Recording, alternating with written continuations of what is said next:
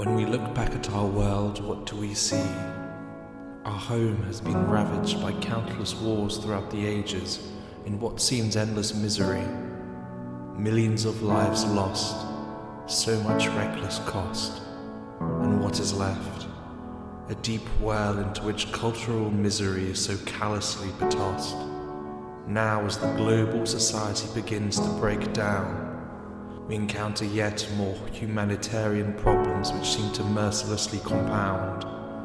Famine, disease, and political strife, leading to great continental exodus for the faint glimmer of a more hopeful life. But now we are meeting at a pivotal point in human history which will dictate the very future of our species' survival. It is clear that the hope we have had for decades to reach the distant stars could be our final chance of revival and render all of these earth-born proclivities obsolete, so as to one day look back upon this relic of Earth as a merely primal chapter in its sad story that we can forget and distance ourselves like a faded recital.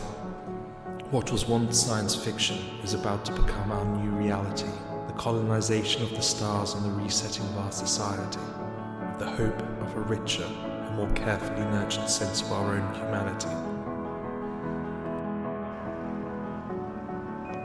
Apollo 11, this is the launch operations manager. The launch team wishes you good luck and Godspeed. I was trying to figure out why that we've not sent any people to Mars. But if you'd asked people in 1969, what would 2013 look like? They would have said there'll be a base on the moon. We would have at least sent some people to Mars, and maybe there'd even be a base on Mars. There'd be like orbiting space hotels. He was laughed at, condemned by his own heroes, but against all odds he defied the very fact that only few people were behind him. The rest wanted him to crack while he showed resilience at every setback. He finally launched the idea into space, tested his fate, engineered a new rocket that would take so many people out of this decaying waste. He wouldn't have to look back in the wake. He could continue to search, explore the endless bounds of what the astronomers would desire above all else. There are so many planets yet to be found, yet to be settled and cultivated into the perfect land. When Elon Musk looked to the stars, he decided that he was the one to take a step closer, continue what was previously laid down.